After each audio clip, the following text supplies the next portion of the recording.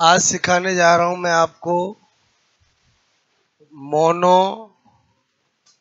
Hybrid बोलो cross. ठीक है,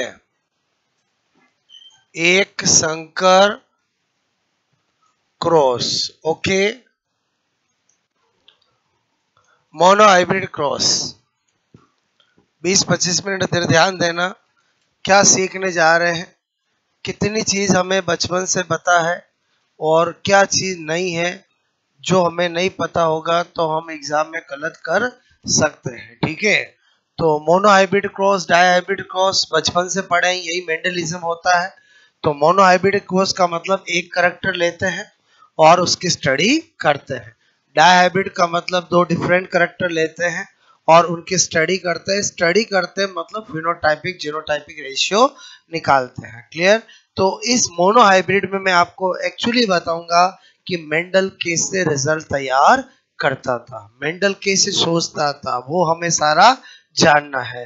तो यहाँ पर हम जब भी मेंडलियन स्टडी करते हैं तो हम वही करैक्टर लेके स्टडी करते हैं जो मेंडल ने किया था, लेकिन साथ के साथ हम मेंडल के सातों करैक्टर का भी सोचते हैं कि एग्जामिनर आपको कुछ भी दे तो आपको करना आना चाहिए। तो मैंने यहाँ पर लिया बोलो लंबा क्लियर पादप। ठीक है, और एक लिया है मैंने बोलो बोना पादप। ठीक है, ओके, एक लिया मैंने बोलो आपका टेल प्लांट और एक क्या लिया है मैंने ड्रॉप प्लांट। क्लियर? एक एक चीज को अच्छे से समझना।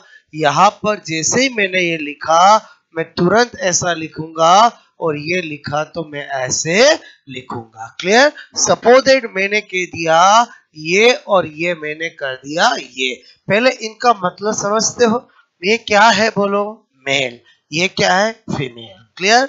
अब मेरी बात को समझना, मेंडल की जो जेनेटिक्स है या मेंडलियन जो कैरेक्टर है उनको कंट्रोल करने वाली जीन कैरियो जीन थी। कैरियो जीन मतलब जीन प्रेजेंट इन न्यूक्लियस। इसलिए क्या होता है कि मेंडल की जितनी भी स्टडी है, मेंडल के जितने भी कैरेक्टर है, उसमें सेक्स बदल देने से रिजल्ट में कोई फर्क नहीं पड़ता है। मैं लंबा मेल लूं बोलो बोना फीमेल लूं, या लंबा बोलो बोना मेल लूं लंबा फीमेल लूं, हमारे रिजल्ट में कोई फर्क नहीं पड़ेगा। मेरी बात समझ में आए? जबकि मैं आगे आपको जब साइटोप्लाज्मिक इनहेरिटेंस कोशिका द्रवी वंशागति बताऊंगा, वो यूनिपेरेंटल होती है, वो केवल मदर से कंट्रोल होती है, उसमें सेक्स बदलते ही रिजल्ट बदल जाएंगे।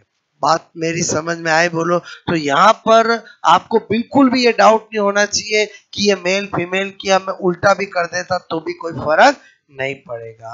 पहली फंडा समझ में आया बोलो? मेंडल के जितने भी करैक्टर है उनमें मेल कौन सा लो फीमेल कौन सा लो उससे कोई फर्क नहीं पड़ता है। ओके, अब मैंने आपसे कहा मेंडल अपना हमेशा जो F1 जनरेशन है, F1 पीढ़ी है, उसके रिजल्ट हमेशा क्रॉस पोलिनेशन से प्राप्त करता था। किससे प्राप्त करता बोलो? क्रॉस पोलिनेशन, मतलब स्व परागण के पर परागण पर परागण, सब कुछ उसके कंट्रोल में था। बोलो, मैंने आपको कल बताया था। क्लियर? उसकी इच्छा के बिना ना सेल्फ पोलिनेशन हो सकता था, ना ही क्रॉस पोलिनेशन हो सकता था। F1 जनरेशन, F1 पीढ़ी के रिजल्ट बोलो, ये क्या है? डोमिनेंट, ये क्या है? रिसेसिव, और यहाँ पर क्या आएगा? ये बोलो आएगा। तो मेंडल ने अपना जो फर्स्ट लॉ है, जिसको हम लॉ ऑफ डोमिनेंस कहते हैं, प्रभाविता का नियम कहते हैं, वो अपने मोनो हाइब्रिड क्रॉस के F1 जनरेशन से एक्सप्लेन किया। उसने कहा जो डोमिनेंट होता है बोलो वो अपना प्रभाव दर्शाता है। ये लंबा डोमिनेंट है, बोना रिसेसिव है, इसलिए यहाँ पर ये बोलो टी में बोलो लंबे ही होंगे क्योंकि डोमिनेंट अपना प्रभाव दर्शाता है। क्लियर? जितने भी बातें मैं समझा रहा हूं वो सारी मैं रिजल्ट में लिखूंगा। बात समझ में आए? एग्जाम में पूछा जाता है मेंडल ने अपने प्रथम नियम को किससे एक्सप्लेन किया? मोनो हाइब्रिड के F1 जनरेशन से, मोनो हाइब्रिड के F2 जनरेशन से, या मोनो हाइब्रिड के F1 जनरेशन से कौन सा लॉ एक्सप्लेन किया? लॉ ऑफ डोमिनेंस, प्रभाविता का नियम। क्लियर? उसके बाद आगे कहानी बढ़ा रहा हूं। आगे कहानी बढ़ा के क्या बता रहा हूं आपको? मैंने कहा मेंडल हमेशा F2 जनरेशन बोलो अपने सेल्फ पॉलिनेशन से प्राप्त करता था। इसका मतलब ये हुआ कि बोलो अब मैं यहाँ पर बोलो टी स्मॉल टी ये करूंगा, ये क्या कहलाएगा बोलो, ये क्या कहलाएगा बोलो, सेल्फ बोलो पॉलिनेशन। क्लियर? बोले तो स्व परागण। क्लियर? अच्छा, अब मैंने आपसे कहा बताओ इससे कितने गैमेट बनेंगे? 2। इससे कितने बनेंगे? 2। मेरे हिसाब से आपको बिल्कुल भी डाउट नहीं होना चाहिए कि इनसे 2 गैमेट बनेंगे। क्लियर? इनसे जो मैं प्राप्त करना चाहूंगा वो कैसी पीढ़ी होगी? F2 पीढ़ी। और यहाँ पर मैंने आपसे कहा कि आप बचपन से ऐसा करते आए हो, बोलो ये। क्लियर? तो यहाँ पर ये और ये एक्चुअली क्या है? यहाँ पर लिख दो बोलो चेकर बोर्ड। किसका बोलो? पुनेट का। बोलो मैंने कहा चेकर बोर्ड। क्या लिखा? बोलो पुनेट चेकर बोर्ड। क्लियर? बोलो किसका है चेकर बोर्ड? किसका है? पुनेट का। ओके, मुझे यहाँ पर क्या देखना है? Phenotypic ratio. Clear? Phenotypic ratio का मतलब होता है समलक्षणी अनुपात। क्लियर? जिसके अंदर हम केवल और केवल बोलो ये देखते हैं कि लंबा कौन है और बौना कौन है, और जीनोटाइपिक में हम बोलो ये देखते हैं कि होमोजाइगस है कि हेटेरोजाइगस है। क्लियर? तो मैंने कहा लंबा लंबा लंबा, क्या करूंगा? 3:1। बोलो 3 लंबे और 1 बौना। क्लियर? यहाँ पर मैं अगर ऐसा लिख दूं तो आप समझ जाओगे मेरी बात। बोलो 3 लंबे और 1 बौना। क्लियर? और जब मैं बात करूं यहाँ पर जीनोटाइपिक बोलो रेशियो की, किसकी बात करूं? जीनोटाइपिक रेशियो मतलब सम बोलो जीनी अनुपात। क्लियर? सम जीनी अनुपात की बात करूं तो उसमें हम जीनोटाइप देखते हैं, तो हमेशा जीनोटाइप फिनोटाइप से निकलता है। क्लियर? तो मैंने कहा ये 3 लंबे हैं, लेकिन जब मैं देखता हूं तो मुझे पता चलता 1:1। ये 1 जो है वो होमोजाइगस टेल है। बात समझ में? और ये 2 कौन है? हेटेरोजाइगस। तो ये क्या है बोलो? मैंने कहा बोलो यहाँ पर अगर मैं इतना लिख दूं होमो बोलो ये, और ये मैं लिख दूं हीट्रो बोलो ये, और ये मैं लिख दूं ये, तो हमेशा होमो ही होगा। बोलो आप मेरी बात समझे कि नहीं समझे? बोलो क्लियर? समझ गए? बोलो ये पूरा पढ़ो। इसको क्या है? समयुग्मजी लंबा। ये क्या है? विषमयुग्मजी लंबा। और ये क्या है? समयुग्मजी बौना। क्लियर? बोलो आपको मेरी बात समझ में आए? बोलो क्लियर? मेरे कहने का मतलब है कि बोलो ये क्या है? ये है। ये क्या है? ये है। और ये क्या है? बोलो ये है। समझ के बोलो ये क्या है? बोलो समयुग्मजी बोलो क्या है? बौना है। क्लियर? तो ये समझ जाओगे विषमयुग्मजी लंबा और समयुग्मजी बौना। ये इतना हम बचपन से पढ़ते आ रहे हैं। क्लियर? अब मैं आपको जो अभी मैंने जितना पढ़ाया है उसमें मैं आपको 2-3 क्वेश्चन पूछ रहा हूँ, फिर मैं आपको स्पेशल नोट रिजल्ट बताऊंगा कि एक्चुअली हमें क्या क्या पता होना चाहिए जो एग्जाम में पूछा जाता है। क्लियर? जैसे मैंने क्वेश्चन नंबर 1 पूछा। क्लियर? आपको मैंने पूछा निम्न में से बोलो, मैंने कहा निम्न में से बोलो monohybrid cross. Clear? Monohybrid cross. ठीक है? बोलो एक संकर क्रॉस। क्या लिखा? एक संकर क्रॉस। ठीक है? एक संकर क्रॉस बोलो का क्या पूछा मैंने? मेंडलियन अनुपात। क्या पूछा? मेंडलियन अनुपात। बोलो मेंडलियन रेशियो। ठीक है? बोलो होता है। ओके, चलो ऑप्शन दूंगा मैं आपको। मैंने ऑप्शन दिया बोलो 3:1, एक दिया 1:2:1, एक दिया 1:1 और एक दिया 9:3:3:1। क्लियर? जैसे हमने क्वेश्चन देखा हम तो चकरा गए, क्योंकि हमें तो बचपन से क्या बताया था? फिनोटाइपिक और जीनोटाइपिक। यहाँ पर क्या पूछ लिया? मेंडलियन रेशियो पूछ लिया। हमारी नजर में तो दोनों ही मेंडलियन रेशियो थे। और दोनों मेंडल ने दिया मतलब मेंडेलियन रेशियो। तो आपसे मैं कहूँ ये दो तो टिक करोगे नहीं, करने वाला पक्का तुक्केबाज। क्या बोल रहा हूँ समझ में आया? बोलो। अब बचे दो, ये करूँ कि ये करो, ये करूँ कि ये करो। बताओ ऐसी कंफ्यूजिंग होगी कि नहीं होगी? बोलो। क्योंकि हमें तो बचपन से क्या सिखाया गया? फिनोटाइपिक रेशियो और जीनोटाइपिक रेशियो। क्लियर? तो आपको मैं ऐसे ऑडियंस पोल लेता हूँ। क्लियर? बताओ ए किस किस का आंसर है? ओके। मैं पूछू बी किस किस का आंसर है? ओके। कुछ ने ए में हाथ खड़े किए, कुछ ने बी में किए, बाकी सब ई करेंगे क्या? बोलो। ई का मतलब क्वेश्चन छोड़ना। क्लियर? ऐसा नहीं। तो मेरे कहने का मतलब पक्का नहीं पता होगा तो कंफ्यूज हो गए। तो इसका आंसर क्या है? ए है। क्योंकि एक्चुअली फिनोटाइपिक रेशियो का दूसरा नाम ही मेंडेलियन रेशियो होता है। क्या होता है? मेंडेलियन रेशियो होता है। क्लियर? अच्छा, क्वेश्चन नंबर 2 पूछा मैंने। पूछा निम्न में से बोलो कौन सा मोनोहाइब्रिड क्रॉस, ठीक है?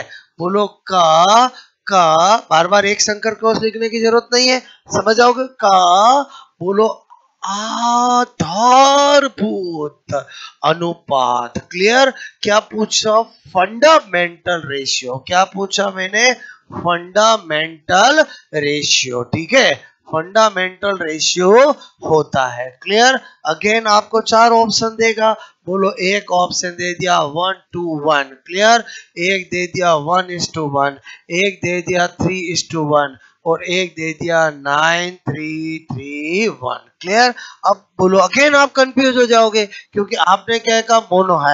मोनोहाइब्रिड आते ही हमारे दिमाग में दो ही बातें आती, एक फिनोटाइपिक और एक जीनोटाइपिक। दोनों ही नहीं लिखा यहाँ पर। बोलो। केवल आपको ऑप्शन दे दिए। हाँ, ये दो तो काट दोगे। बोलो अगर थोड़ा बहुत पढ़ने वाले होंगे तो। और समझे बड़ दो में कंफ्यूज हो जाओगे कि इसको करूं कि इसको करूं। अगेन ऑडियंस पोल लेता हूं। क्लियर? बताओ कौन कौन है वो ए वाला है? ओके। कौन कौन है वो बी वाला है? ठीक है। तो मैं क्या देखना चाह रहा था, पिछली बार किसी ने इसमें हाथ किया तो इस बार इसमें कर दिया। इसका मतलब हुआ उनको रियलिटी में पता नहीं है। बात समझ में? इस बार भी आंसर क्या होगा? 3:1। क्योंकि क्योंकि क्योंकि बोलो जो फिनोटाइपिक रेशियो होता है उसी का ही दूसरा एक और नाम होता है फंडामेंटल रेशियो। अब फिर पूछ रहा हूँ। क्लियर? ओके। बात समझ? सिखा मैं दूंगा, पहले आपकी अग्नि परीक्षा लेता हूं ताकि लाइफ में कभी ऐसा आ जाए तो आपसे मिस्टेक नहीं होनी चाहिए। क्लियर? मैंने पूछा निम्न में से, क्योंकि मुझे बहुत अच्छे से पता है आपको क्या आता है और क्या नहीं आता है। बोलो। क्योंकि मुझे पता है ना क्या पढ़ाया जाता है। बोलो। और क्या आपको नहीं पता, और ये बात अच्छा एग्जामिनर होगा उसको पता होगा। मैं क्या बोल रहा हूँ समझ में? एक नॉर्मल एग्जामिनर होना और एक अच्छा एग्जामिनर होने में बहुत फर्क है। जो एग्जामिनर अच्छा होगा, जो प्रोफेसर अच्छा होगा, वो बहुत अच्छे से स्टूडेंट की कमजोरियां जानता है कि किस टॉपिक में किस स्टूडेंट को क्या बातें नहीं पता होगी। अब जो पेपर आते हैं वो ऐसे ही आते हैं। बात समझ में? हर टॉपिक में वही चीजें पूछी जाती है जो हर किसी को नहीं पता होती है। क्लियर? तो अगेन मैं आपसे पूछ रहा हूं निम्न में से monohybrid. Clear? Monohybrid monohybrid cross, ठीक है? मोनोहाइब्रिड क्रॉस का मैंने पूछा वास्तविक अनुपात। क्या पूछा? बोलो। वास्तविक अनुपात। क्लियर? क्या पूछा? बोलो। Real ratio. ठीक है? होता है। अगेन ना फिनोटाइप दिया ना जीनोटाइप दिया। क्लियर? क्योंकि वो तो मैंने कहा ना 6-7 का बच्चा कर सकता है, क्योंकि 6-7 से ही ये चीजें पढ़ना चालू कर देते हैं, फिर लक्षम लक्षणी और समझिनी। क्लियर? तो चीज तो वही रहेगी। बोलो। केवल पूछने का तरीका बदलेगा। ऑप्शन बोलो आपका 1:2:1। बोलो 3:1। क्लियर?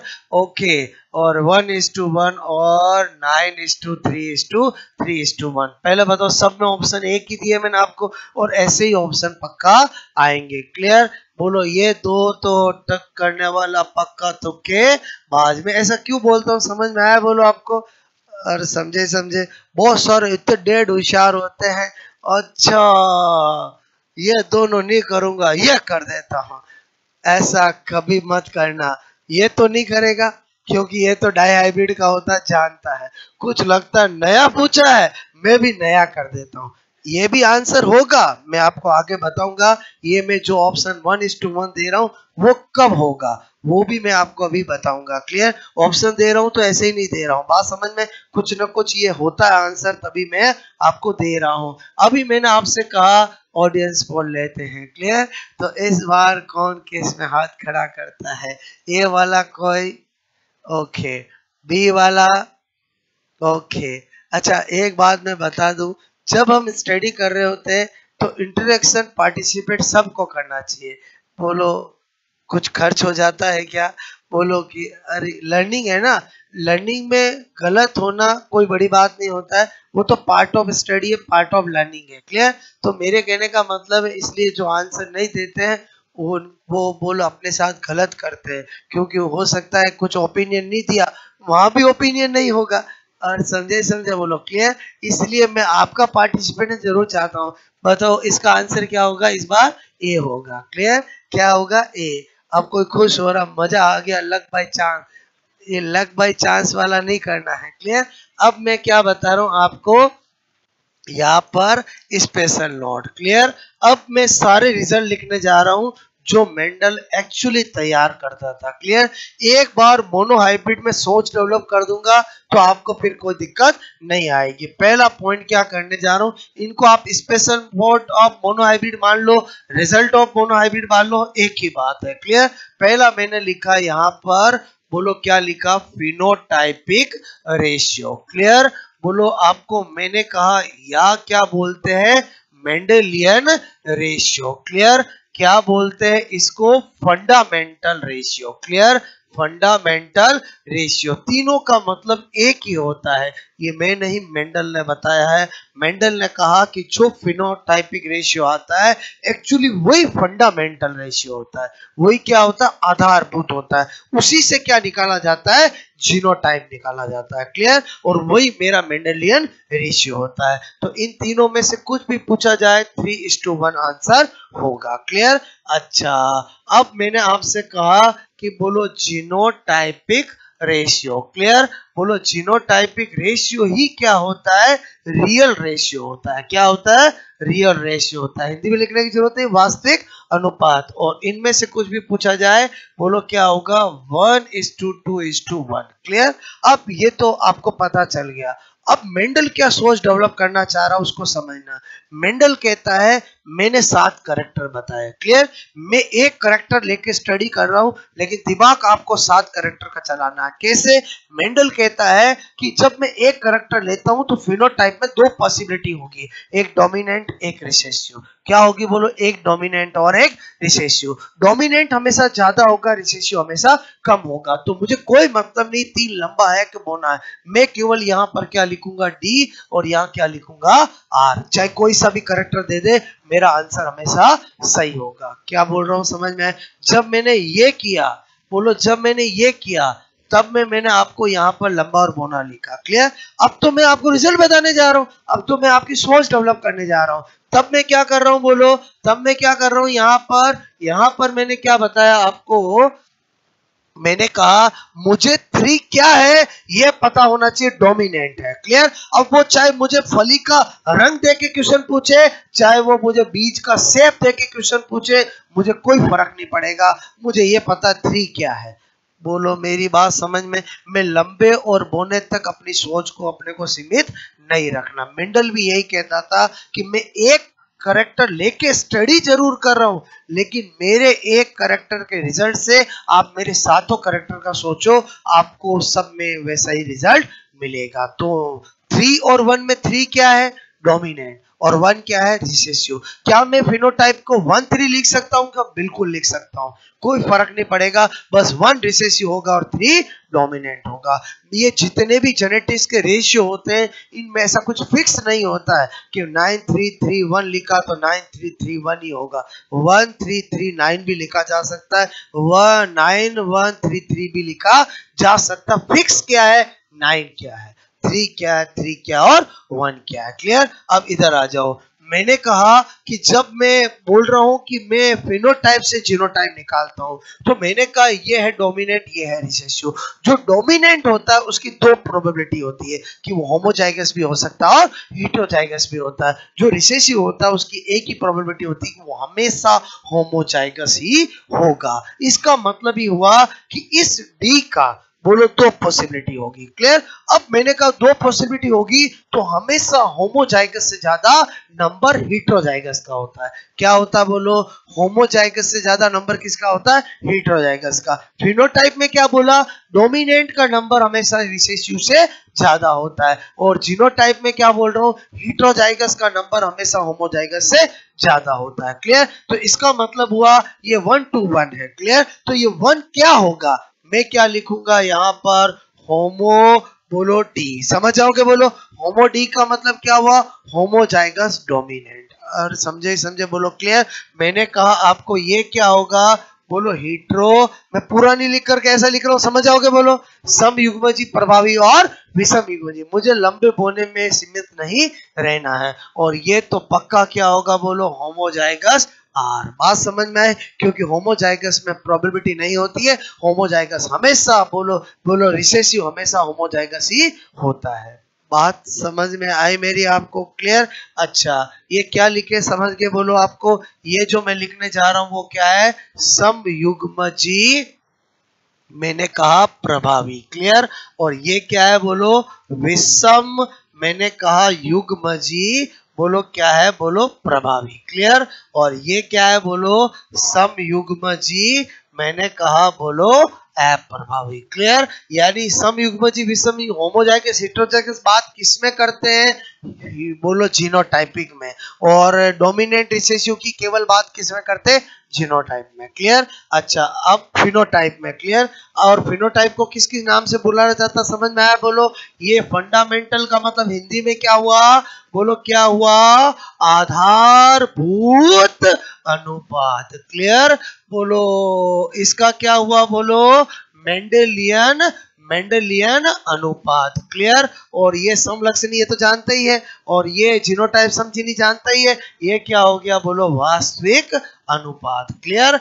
अब मेंडल आगे क्या करता था समझना। नंबर 3। क्लियर?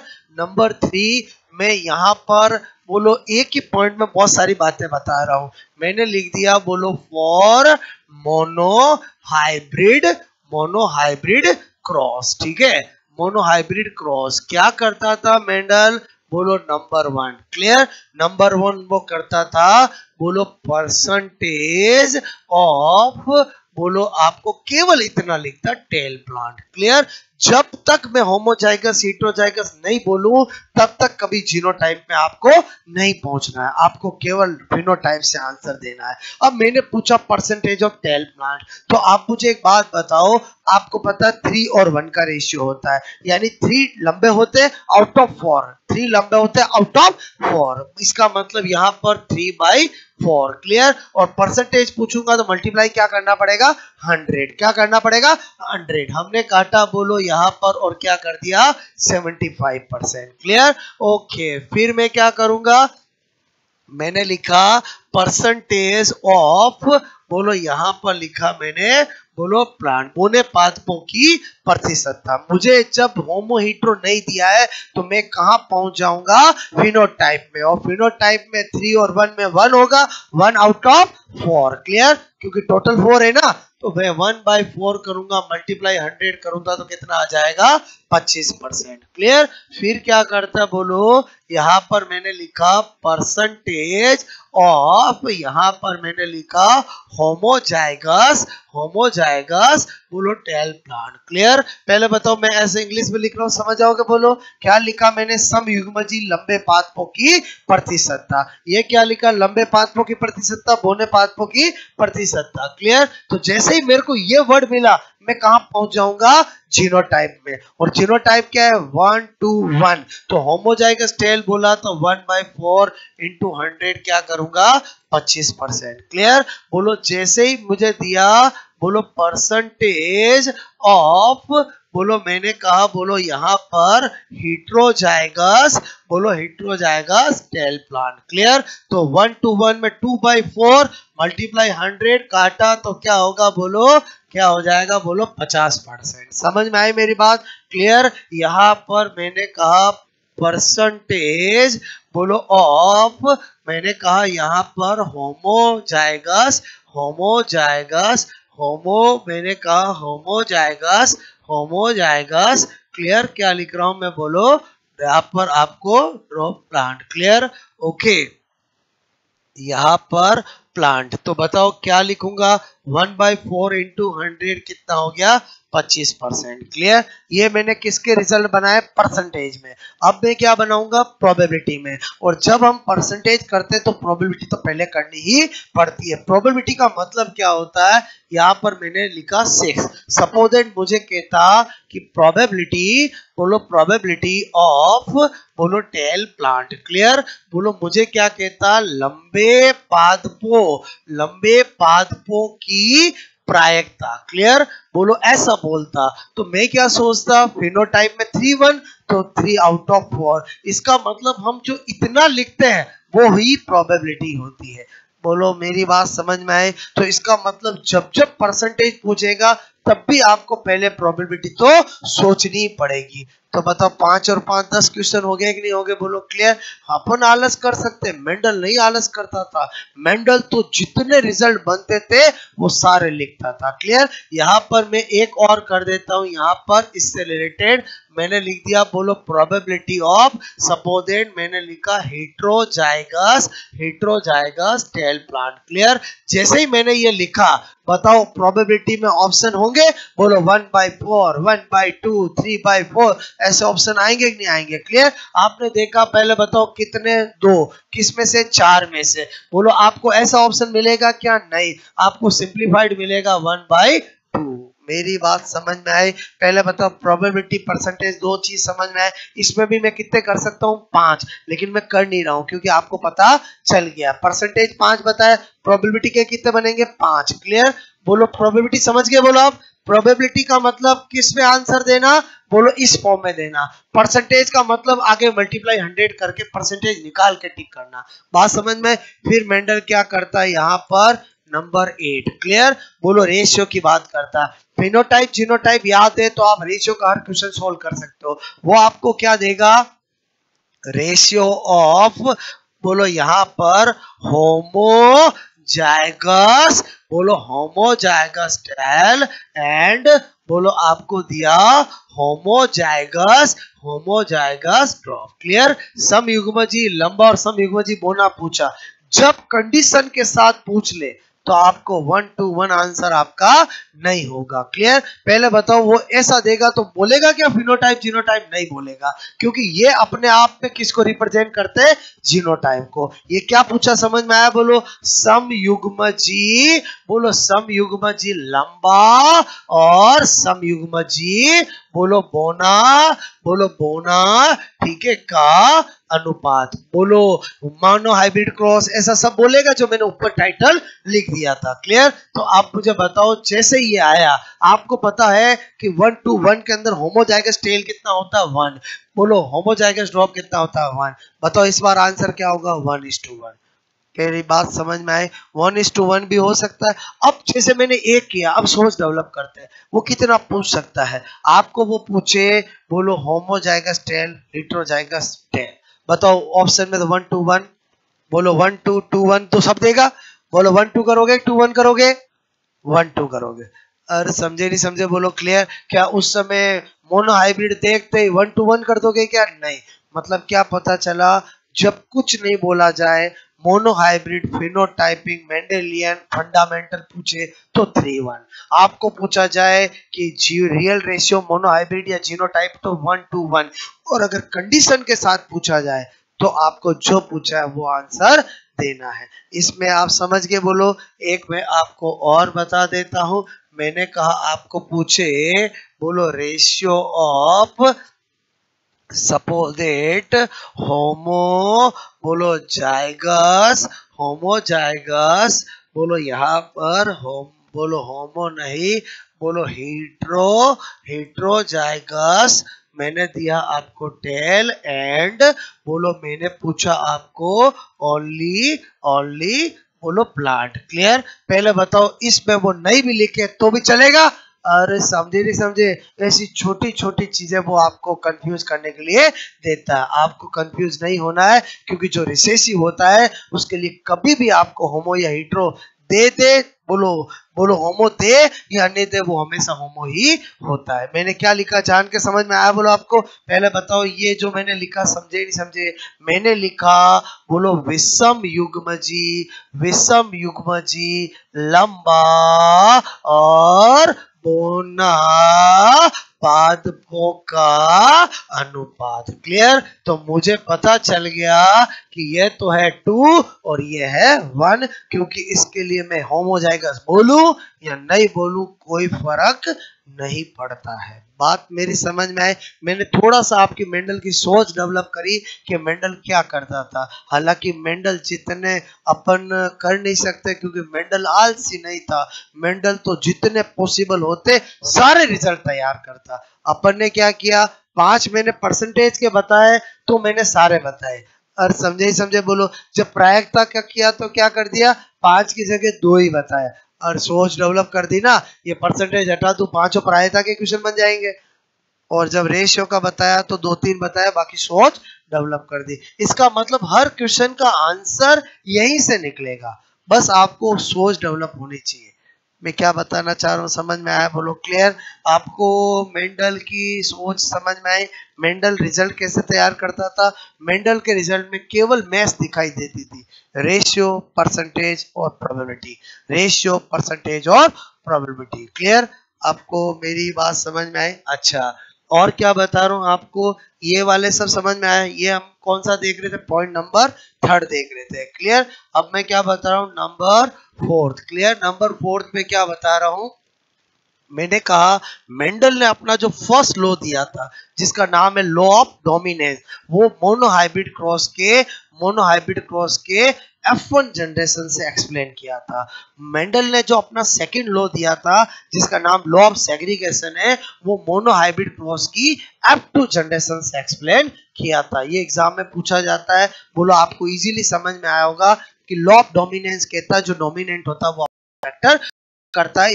लंबा और लिया तो भी F1 में हमें लंबे ही मिले। फिर लॉ ऑफ सेग्रीगेशन कहता है कि बोलो कैरेक्टर चाहे 2 मिक्स हो, जब गैमीट बनते हैं तो वापस सेपरेट हो जाते हैं। तो लॉ ऑफ सेग्रीगेशन का मतलब आपको समझ में आ गया होगा कि लंबे का जीन लंबे में जाएगा, बोने का जीन बोने में जाएगा। इसलिए सेकंड लॉ का दूसरा नाम law of purity of gamete होता है। और सेकंड लॉ का आज तक कोई एक्सेप्शन पैदा नहीं हुआ है। बात समझ में आए बोलो? क्लियर? तो यहाँ पर 4th पॉइंट क्या लिख रहा हूँ, मैंने कहा मेंडल, ठीक है, ने बोलो फर्स्ट लॉ, ठीक है, अपने अपने बोलो, मैंने कहा अपने बोलो फर्स्ट लॉ। क्लियर?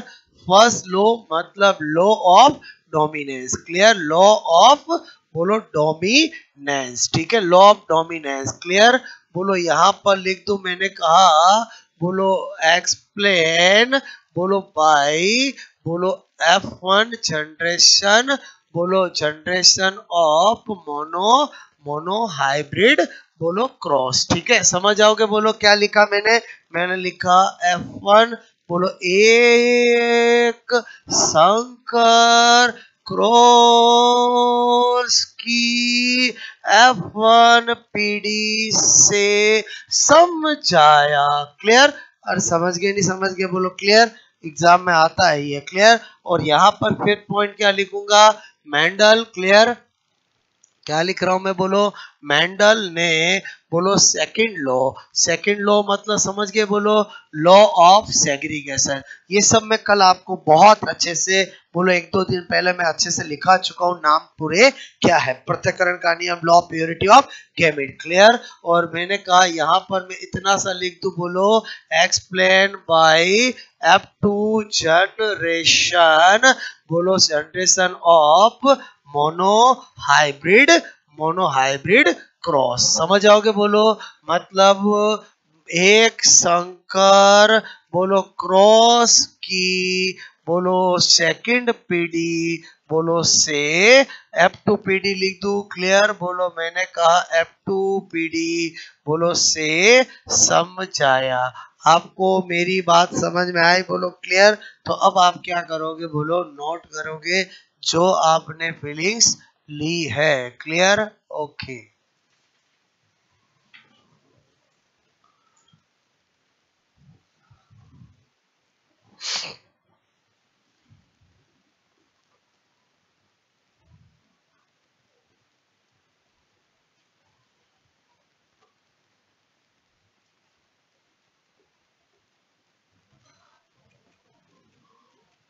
क्या सिखाना चाह रहा था मैं आपको, मेरी बात समझ में आई, बोलो आपको।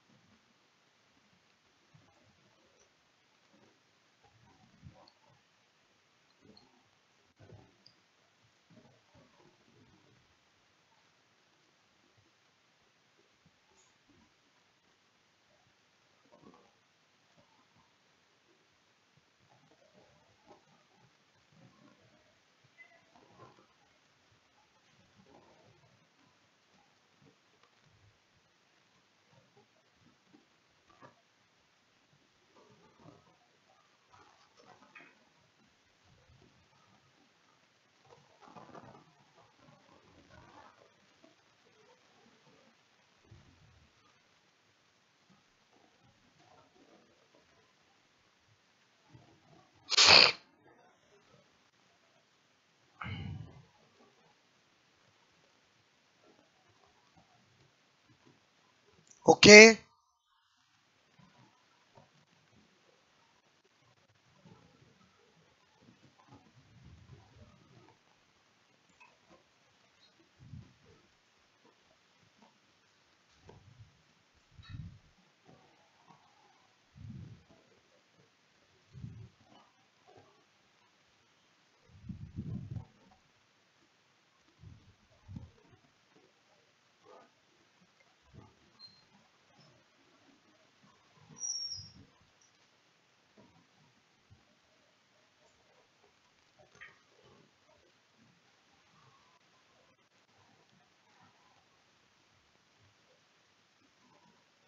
हो गया नोट, बोलो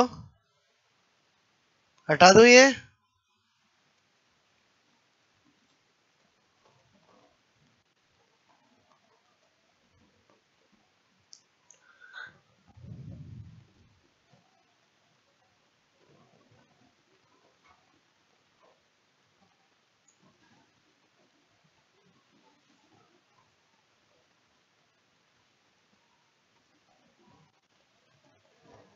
ठीक है,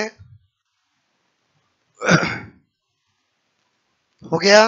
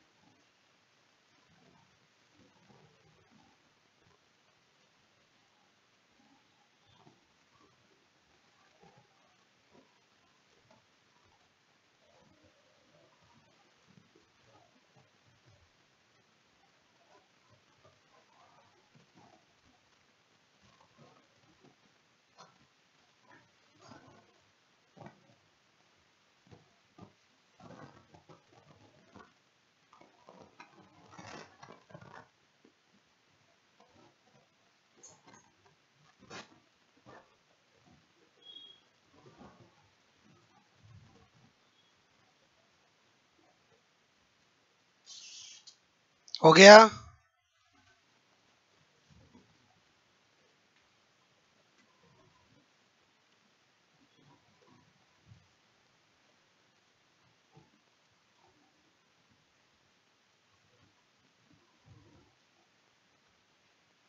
हो गया सबका नोट बोलो।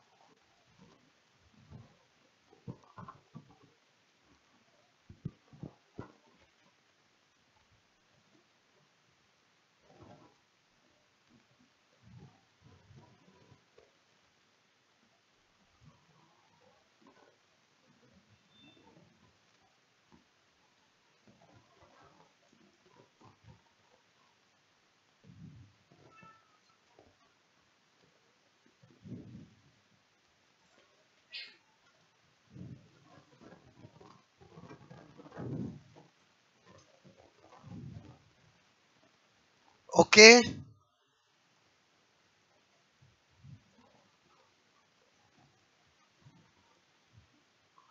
डी का मतलब डोमिनेंट, आर का मतलब रिसेसिव। बोलो प्रभावी और अप्रभावी। ठीक है।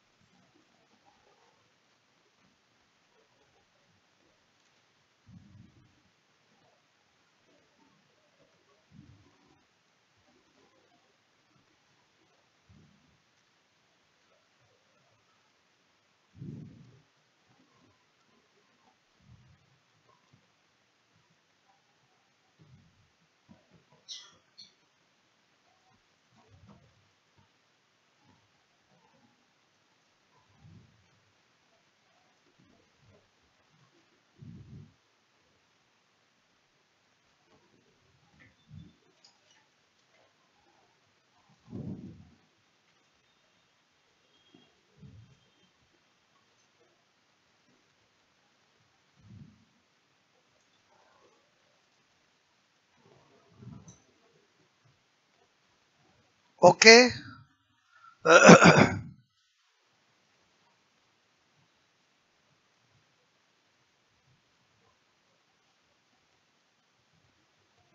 मेन तो यही चीज है, सारा इसी का खेल है। जिसमें भी जो भी क्वेश्चन पूछा जाए सब यहीं से आंसर निकलेगा, क्योंकि बाकी तो हमने सोच डेवलप की है। और बाकी तो हमने क्या किया है, सोच डेवलप की है। क्लियर? हो गया ये नोट बोलो। ओके। और एक बार मैंने आपको बता दिया, तो चाहे डाई हाइब्रिड हो चाहे कुछ भी हो, जीनोटाइपिक का दूसरा नाम क्या होता है, रियल रेशियो। मेंडल रेशियो किसको बोलते हैं, फिनोटाइपिक रेशियो। एक बार बता दिया तो सब जगह चालू होगा बोलो। और डाई हाइब्रिड में भी तो होगा ना। क्लियर? ओके, हटा दूं मैं बोलो ये। हो गया? पहले बताओ ये मैंने लिखे वो समझ में आ रहे हैं बोलो, कि ऐसे लिखवाओगे लंबे पादपों की प्रतिशतता। क्लियर? बोलते भी नहीं है, रुक जाओ सर। बोने पादपों की प्रतिशतता। ठीक है, बहुत है।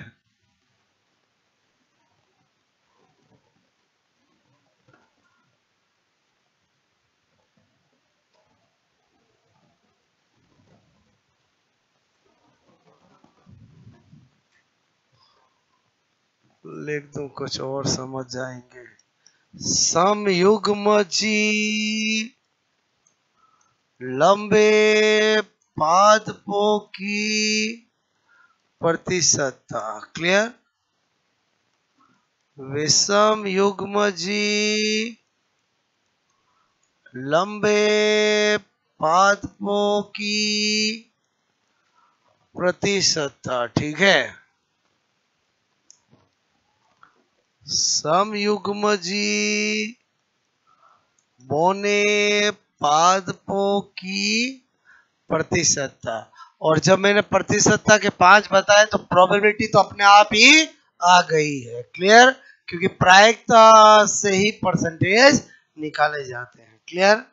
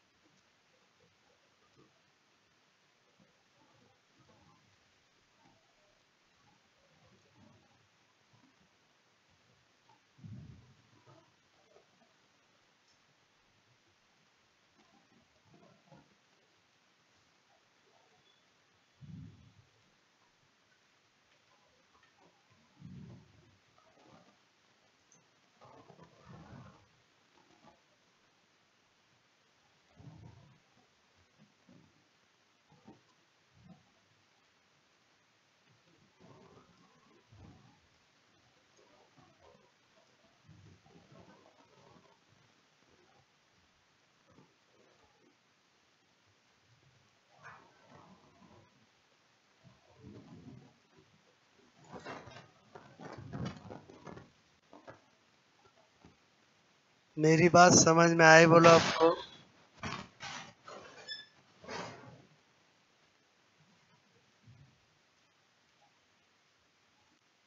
ओके। वाई नॉट बोलो। ये सारी चीजें केवल सोच डेवलप कर रहा हूं मैं कि जो हम 3-1-1-2-1 ध्यान रखते हैं उनसे कैसे अप्लाइड क्वेश्चन बन सकते हैं। क्लियर। ओके।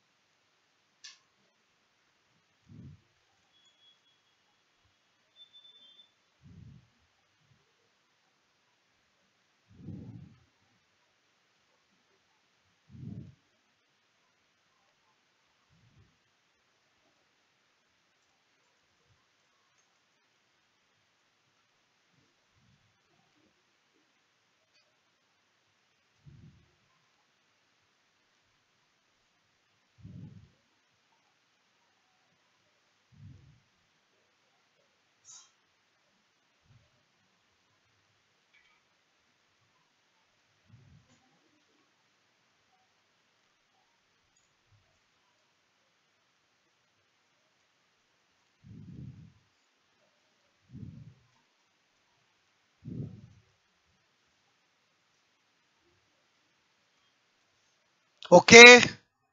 हो गया ये।